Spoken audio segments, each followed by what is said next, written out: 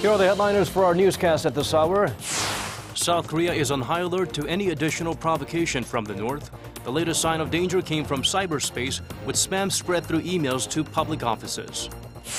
China expresses willingness to join in efforts to tighten the noose on North Korea, but still, the longtime ally of the reclusive regime is reluctant to take aggressive measures, saying a more peaceful approach is needed.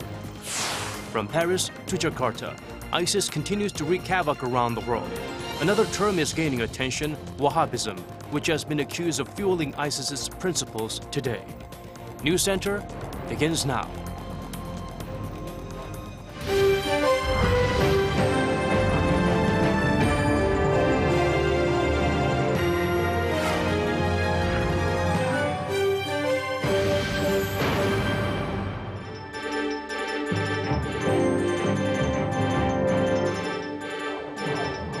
Hello and welcome to this Friday night's edition of News Center. I'm Daniel Che filling in for Moon Ganyang.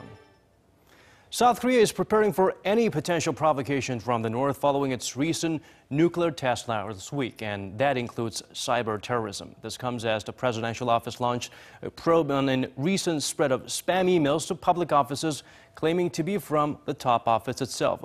Our Shin Se-min starts us off.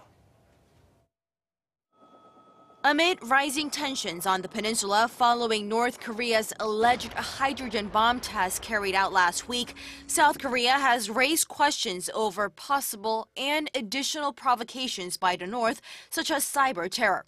South Korea's presidential office of Cheongwade released a statement on Friday saying that the top office is closely monitoring Pyongyang's moves. Citing a recent massive distribution of spam emails to public officials, falsely claiming to be from the presidential office and the foreign ministry, the nation's top office has launched a joint investigation with related authorities to identify the source. Although the emails contained phrases regarding to the North's nuclear test, whether the emails were infected with malware has not been confirmed yet. Police said they have not ruled out the possibility that the spam emails could be part of North Korean cyber attack on the south. Pyongyang has a record of previously launching multiple attacks of this nature on Seoul and Washington, although the regime has denied any involvement. President Park Geun-hye also said during her New Year address on Wednesday that Pyongyang could engage in future provocations, such as cyber attacks, given the regime's deceptive and reckless actions. 60% of South Koreans believe the recent resumption of Seoul's propaganda loudspeaker broadcast against Pyongyang is evaluated as a job well done, according to a recent Gallup poll. But it'll take some time to see whether the preemptive measures posed by South Korea and the international communities to halt North's provocations will work in eventually streamlining ways to cope with Pyongyang. Shin Se-min, Arirang News. The calls for passage of an anti-terrorism bill are growing in Korea in the aftermath of the Islamic State's deadly terror attacks in Jakarta on Thursday. However, according to our Kim Young-gil, rival parties remain at odds over certain details of that bill. The ruling Saenuri Party on Friday stressed the need for swift passage of a terrorism prevention bill to better protect the public. IS terror attacks in Jakarta follow the recent attacks in Paris and Istanbul. Asia is now more susceptible to terrorist attacks and can no longer be considered a safe zone. We must pass the anti-terror bill as soon as possible. The ruling bloc said that opposing the bill merely to prevent the National Intelligence Service from gaining more authority is an irresponsible attitude that puts the lives and property of citizens at risk. However, the main opposition Minju Party opposed putting the nation's top spy agency at the center of counterterrorism activities, warning of possible violations of human rights and abuse of state powers. The Saenuri Party broke its promise of establishing an anti-terrorism control tower under the Prime Minister's office instead of the National Intelligence Service. We had even agreed to restrict the role of the NIS agents to prevent them meddling in this new task force. In recent years, the NIS has been accused of election meddling and wiretapping citizens, acts that the opposition claims exemplifies a lack of morality and disqualifies the NIS from leading anti-terrorism measures, as a spy agency often acts above law. However, experts urge lawmakers to swiftly pass the bill to counter any possible terrorist attacks in Korea. We must pass the anti-terrorism bill as quickly as possible. It cannot be used as a political bargaining chip. The U.S. and other Western countries have this type of legislation in place, but we do not. Without this bill, it's hard for us to effectively monitor and respond to terrorist activities. The anti-terrorism bill was first submitted to the National Assembly 15 years ago, shortly after the 9/11 attacks in the U.S. And despite people's lives being at stake, no progress has been made due to a failure to narrow differences on the bill's contents. Kim Young-git, Arirang News. Let's turn our focus up north. Choi Ryong-hae, North Korean party secretary and one of the most powerful men in the regime, has resumed public activities after some 3 months out of the spotlight. There had been speculations over his fate since Kim Jong-un has been purging and executing a number of his former aides. Lee Ji-won keeps us up to date on Choi's return. Choi Ryong-hae, secretary of North Korea's ruling Workers' Party, has made his first public appearance in 3 months after he was reportedly sent to a farm for punishment. According to the North state-run Korean Central News Agency, Choi gave a speech at a ceremony marking the 70th anniversary of the Kim Il-sung Socialist Youth League. The news agency called him by his official title in a clear sign Choi has been reinstated to his position and remains within Kim Jong-un's inner circle. In his speech, Choi praised the North Korean leader and mentioned how proud he was that Pyongyang had successfully tested a hydrogen bomb. Speculation surrounded Choi's whereabouts as he was nowhere to be seen in recent state activities. He was last mentioned in the North state-run Rodong-Sinmun newspaper in October of last year. And some experts think that Choi may be charged with overseeing inner Korean affairs, a position currently left vacant after Kim Yang-gun's death in a car accident last month. Choi Ryong-hae is one of the key officials in Kim Jong-un's regime and has some experience with inter-Korean relations, like when he visited Korea in 2014 for the Incheon Asian Games. But the expert cautiously added that Choi's lack of experience in foreign relations may prevent him from being appointed to the position, as that's an additional factor deemed necessary in dealing with South Korea. Lee Ji-won, Arirang News. Sticking with the Hermit Kingdom, North Korea has made progress in construction of a Lightwater nuclear reactor at the Yongbyon complex. A U.S.-based website specializing on North Korea, 38 North, said that over the past 6 months, Pyongyang has made great strides in completing 2 channels feeding water for its cooling system and the completion of the reactor's electric transformer yard. But the website also said it is difficult to predict when the reactor will become operational, as it is unclear if the regime has succeeded in fabricating the fuel assemblies that are needed to power the reactor. Once the reactor is completed, it will not only provide electricity for civilians, but also be able to produce fissile material for nuclear weapons. South Korea and China held defense talks in Seoul on Friday to discuss North Korea's latest provocations.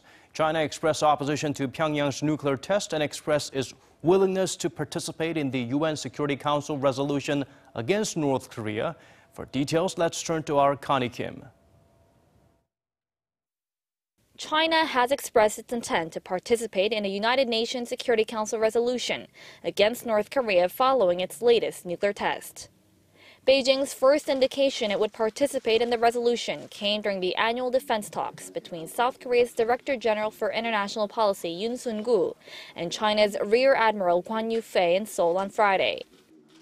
The Chinese defense official had strong words for Pyongyang, calling the North's 4th nuclear test a violation of previous UN Security Council resolutions, and the agreement reached by the 6-party nuclear talks in which Pyongyang agreed to destroy all its nuclear weapons.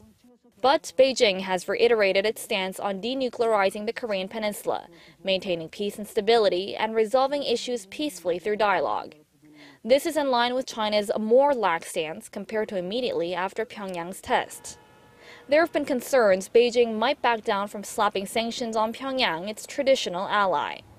The remaining issue now surrounds the severity of the UN Security Council resolution against Pyongyang. Following bilateral nuclear talks between Seoul and Beijing, China called for appropriate measures on the North. South Korea, the U.S., and Japan, meanwhile, are pushing for stronger and more comprehensive measures. It remains to be seen whether Beijing will go along with the sanctions Seoul, Washington, and Tokyo will agree on, but China emphasized close cooperation during defense officials' talks, citing South Korea and China will be most affected by North Korea's nuclear weapons program. Connie Kim, Arirang News. Representatives of the six-party talks are busier than ever trying to formulate counteractions against North Korea. Talks are just beginning, and it's no easy task for any of the countries involved. For some insights into the ongoing efforts, we turn to Professor Hwee-rak of Kookmin University. Thank you for joining us today. Well, first of all, Seoul and Washington focus on pulling out all the stops to make sure they devise counteractions against the Hermit Kingdom for their latest act of provocation. But we can't say the same about all members of the six-party talks now, can we? Yes, I think you are thinking about the Russia and China. First of all, I think that the nuclear-armed North Korea may not be a threat to China and Russia.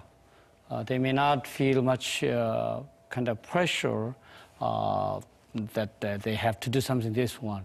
And at the same time, the U.S. has the responsibility and burden of solving the denuclearization of North Korea. Russia and China, which may be the strategic competitor of the United States, may not want to fully cooperate with the United States. Right. In some sense, North Korea makes them look good in comparison. Well, China did express willingness to be a part of the UNSC resolution against Pyongyang, and they could do more. What can we do? Give us some examples of what Seoul can do to bring out the best from Beijing in terms of working against North Korea. Yes. First of all, I think that I'm a little skeptical about the Chinese attitude. Some people say that defense officials said that it is decided to participate in the sanctions, but participation is not enough, and they have to agree on the harsher sanctions on North Korea, and at the same time, China should execute with 100% sincerity of the sanctions. And one thing I would like to emphasize is that I think that we may need to change our strategy. The previous strategy is we need to have good relationship with China and asking China to cooperate. But it did not work, I believe. So if we have a strong consolidation with the United States and Japan, that means if we make a very strong trilateral cooperation in dealing with North Korean nuclear weapons, I think that China may feel isolated, and China would like to have good relationship with South Korea.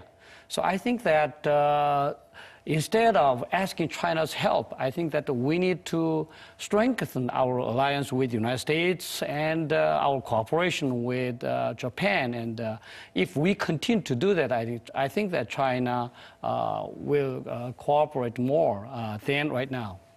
Okay. Moving on, other than the defense nuclear umbrella we have with the U.S., because of the sudden surge in nuclear threat from up north, there are mentions of other defense programs for South Korea from the U.S. What's your take on that?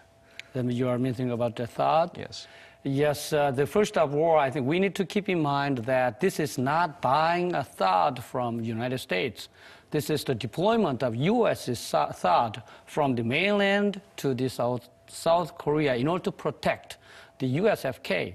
So we don't need to kind of pay any money, so there's no harm for South Korea of that deployment. And secondly, I think that in order to protect our kind of people from the possible North Korean nuclear missile attack, we need to have some kind of layered defense. Right now, USFK and South Korea also has one layer defense, which is PAC-3, as you know, as a lower tier defense. But that is not perfect. Some people say it is just a 70% interception ratio. So I think that we need to have another upper tier defense, which is using the THAAD. So I think that it is very necessary for us and for USFK to have THAAD in this country. So in your opinion, we have nothing to lose? Yes, you're right. Okay. Well, to better tackle the current situation stirred by North Korea, in terms of preventative measures, what can we do in terms of the diplomatic realm? I think that most of all, you would agree that we need to strengthen our alliance with the United States. The U.S., as you know, is the only country in the world which promises to support and to protect our country and our people. So we need to make sure that alliance is working and demonstrate to North Korea that if North Korea attacks South Korea, U.S. will do its share of responsibility. And at the same time, I would like to emphasize that the role of Japan. Japan, I think, shares the North Korean threat with South Korea. It is right now it is under the North Korean missile threat of Nodong. So we need to make a close cooperation with Japan and exchange the intelligence on the movement of North Korean nuclear activities. And so by doing that, I think that we can kind of lure other cooperations. And that means that the trilateral close cooperation may function as a catalyst to lure all the cooperation or assistance of other countries. But could there be any side effects to making closer coordination and building on the diplomatic relations with just solely Japan and the U.S.? I would like to emphasize that this is not the situation of worrying too much about the side effects. This is a life or death situation. In order to protect ourselves from the North Korean possible nuclear attack, we need to strengthen our shield instead of worrying about the side effects. All right, thank you so much for your time today, Professor Hwee-rak. Yes, my pleasure. Well, last week, North Korea announced it had successfully tested a hydrogen bomb, thus completing its fourth nuclear test. This provocation sparked global condemnation with calls for tougher disciplinary measures on the communist state. Now, the question is, what kind of additional sanctions are needed, and will they even be effective? That's our news feature tonight with Oh Soo-young. 2016년 1월 6일 10시 주체조선의 첫 수소탄 시험이 성공적으로 진행되었다. On Wednesday, January 6, North Korea's alleged hydrogen bomb test sent shockwaves across the world. Countries including the US, Japan, Russia and China were quick to slam the provocation. UN Secretary General Ban Ki-moon also released a statement strongly condemning the nuclear test. I condemn it unequivocally. I demand the DPRK cease any further nuclear activities and meets its obligations for verifiable denuclearization. Within 12 hours of the announcement by the North, the United Nations Security Council held an emergency meeting. The UN Security Council gathering was triggered by a clause in Resolution 2094, which calls for an immediate meeting if the North conducts another nuclear test. Western societies, including the US, will not accept North Korea's actions like the nuclear test. They have called for strong sanctions to be placed. So far, the UN has adopted 4 resolutions calling on North Korea to dismantle its nuclear program, and they include various sanctions on the communist state. In 2006, the Security Council first imposed sanctions on North Korea 5 days after the communist state conducted its first nuclear test. Subsequent provocations were also followed by fresh bouts of measures. The resolutions included sanctions ranging from inspections on North Korean cargo and embargo on movement of materials that could aid nuclear development, to restrictions on financial transactions, as well as sanctions against entities that violate these rules.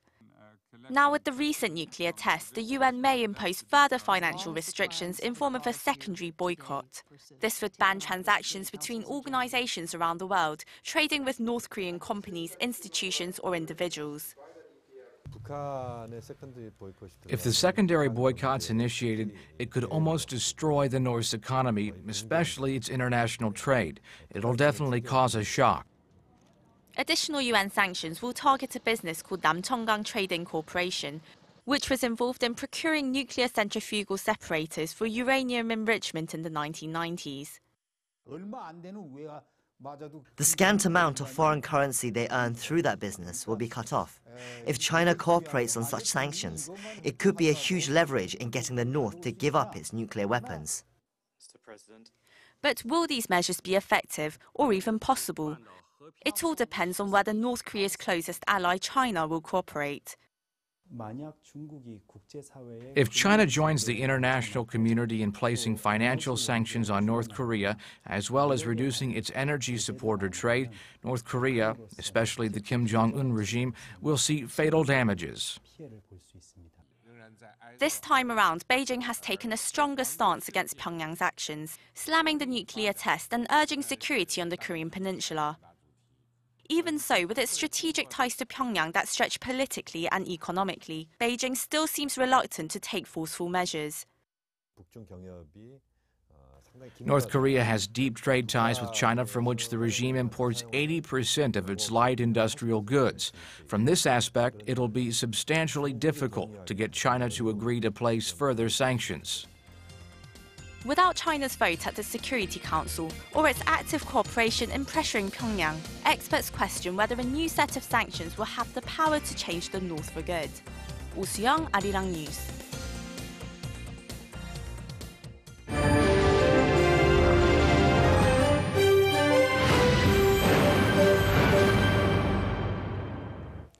President Park Geun-hye has named new vice ministers and senior officials for various government offices. The Presidential Office of Cheongwade announced the list on Friday. Lee Seok-jun has been named to head the Prime Minister's Office of Government Policy Coordination. A spokesman for the Presidential Office said that Lee has been deemed fit for the post, considering his expertise and high level of understanding on state affairs. President Park also named 4 new vice ministers for other government bodies, including finance, trade, science, and internal affairs. It was a busy day for the nation's new finance minister, Hwee-rak, meeting with the country's top central banker. He agreed to cooperate on drawing up economic and monetary policies. He also visited one of the biggest ports in the country as well, vowing to make Korea one of the world's top exporters. Kim Min-ji fills us in on the hectic day and weeks ahead for the new finance chief. The finance minister sat down with the country's top central banker to discuss streamlining economic and monetary policies. Minister Hwee-rak and Bank of Korea Governor Lee Ju-yeol got together in Seoul for their first meeting since Yu took office on Wednesday. The top policymaker said it is an important time for Korea's economy, given the conditions of emerging markets, uncertainty stemming from the impact of a U.S. rate hike, and China's slowing growth. The two also discussed the importance of preemptively managing economic risks, while highlighting the need to overcome structural challenges, such as changes in the country's demographics, the weakening foundation of domestic consumption, and the shifting dynamics of the world economy. Earlier in the day, Yu visited one of Korea's main ports in Pyeongtaek. There, he pledged to make Korea one of the world's 5 largest exporters. The finance minister said his team will search for new export markets as well as products, while strengthening industrial competitiveness. Currently, Korea is the world's 6th largest exporter after China, the U.S., Germany, Japan, and the Netherlands. The minister's emphasis on exports follows Korea's outbound shipments dropping every month last year. Yu urged local exporters to work on innovation to foster new growth engines, adding that the government will minimize the risks by actively utilizing the Free Trade Pact with China. This weekend, the finance minister will also make his international debut. He is scheduled to attend the inauguration ceremony for the Asian Infrastructure Investment Bank in Beijing. Korea is one of the 57 members of the AIIB, with the 5th largest voting rights. Yu will also hold bilateral meetings with his Chinese counterpart and the president of the AIIB. Kim Min-ji, Arirang News. Korea's largest automaker, Hyundai Motor, has launched its first ever eco-friendly model. Son Jung-in looks into how the auto giant plans to be a trailblazer in the global green car industry, with other lineups expected to be released soon. This is the Ioniq, Hyundai Motor's first locally released hybrid and electric car. The hybrid version can run up to 22.4 kilometers a liter, on par with other leading models in the global market. Aside from its extensive list of smart features such as parking assist, the vehicle offers a program where the car's battery is covered by a lifetime guarantee. Hyundai Motor plans to introduce the electric and plug-in hybrid versions in the second half of the year. It aims to sell 30,000 units at home and abroad this year and push to increase sales to 77,000 next year, including overseas shipments of 62,000. We are sure the Ioniq hybrid system will solidify Hyundai Motor's leadership in the global hybrid industry. A slew of hybrid models are set to debut in Korea this year. The latest Toyota Prius, currently only sold in Japan, will be launched in March, while Chevrolet's new Bolt EV will be in local showrooms within this year. At the annual Consumer Electronics Show in Las Vegas last week, Volkswagen unveiled a zero-emission minivan that can travel up to 500 kilometers on a single charge. It's much more modern, it's high technology, it's a long-range electric car, it's fully connected, it's a very emotional car, and it will be state-of-the-art by the end of this decade. With Hyundai Motor's latest hybrid compact to debut in Europe and North America within the first quarter of the year, competition in the global market is expected to become fiercer than ever. 손정인, Arirang News.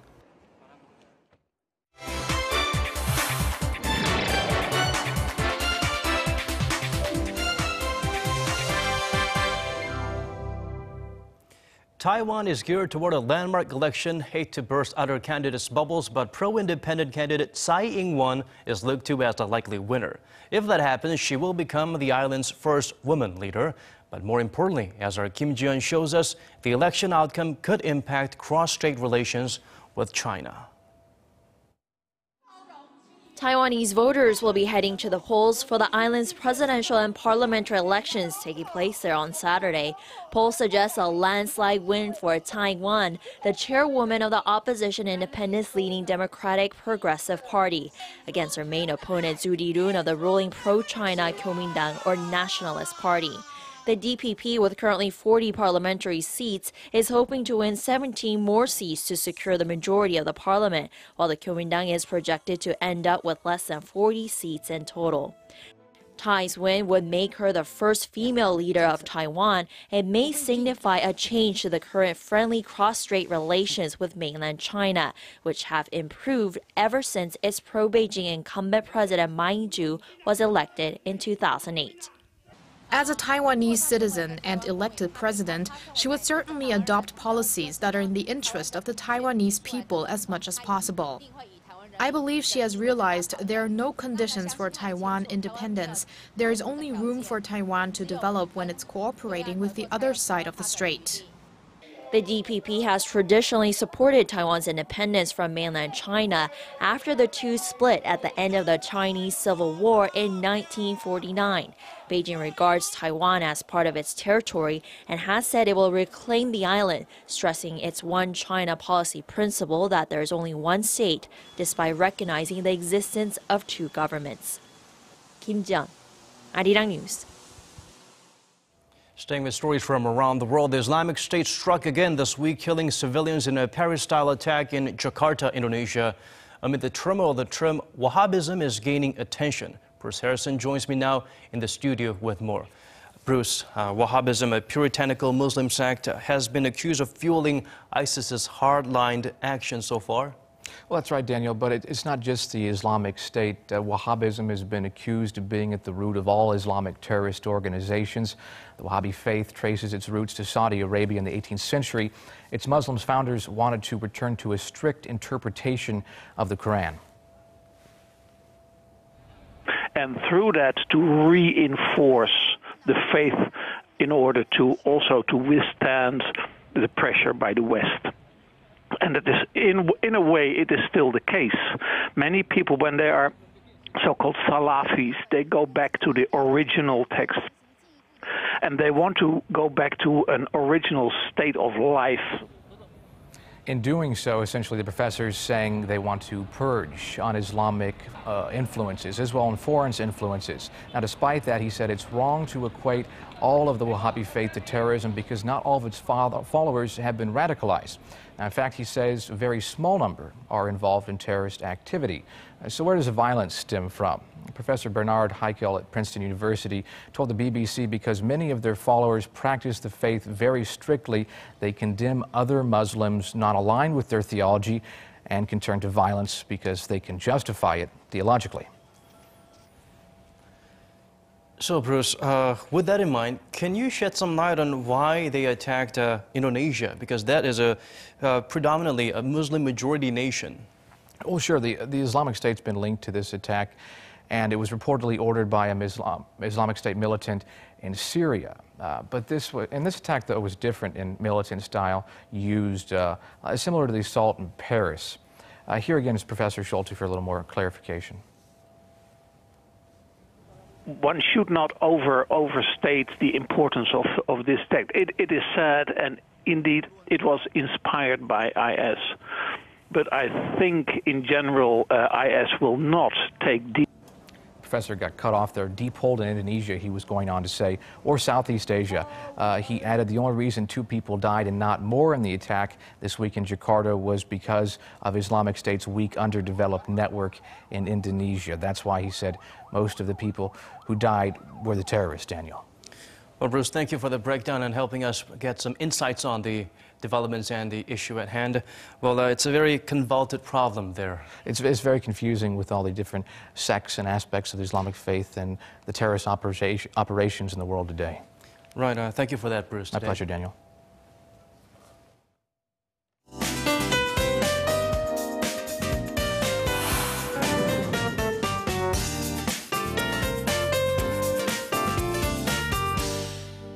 Time for the weather updates. The harsh cold conditions we experienced recently in Korea seem to have eased up a bit today. But for more, let's turn to our Lee Ji-yeon from the Weather Center. Ji-yeon?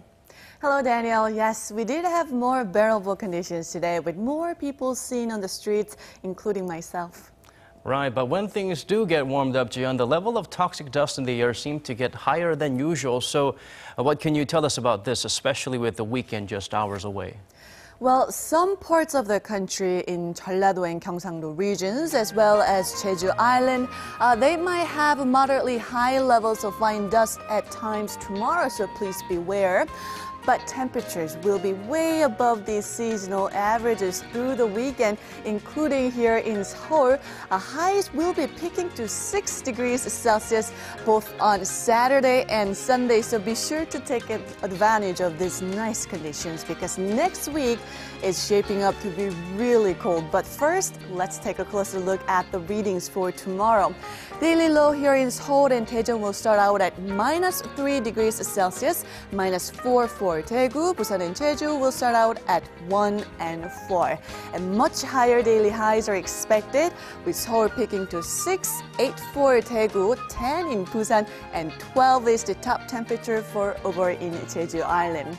Now, as for next week, the capital could experience the coldest temperatures of the season as the mercury is expected to plunge to as low as -11 degrees Celsius, and highs will also hover only make it to -5 degrees Celsius. So be sure to get ready for bone-chilling temperatures. Now that's Korea for you, and here's a look at the weather conditions around the world.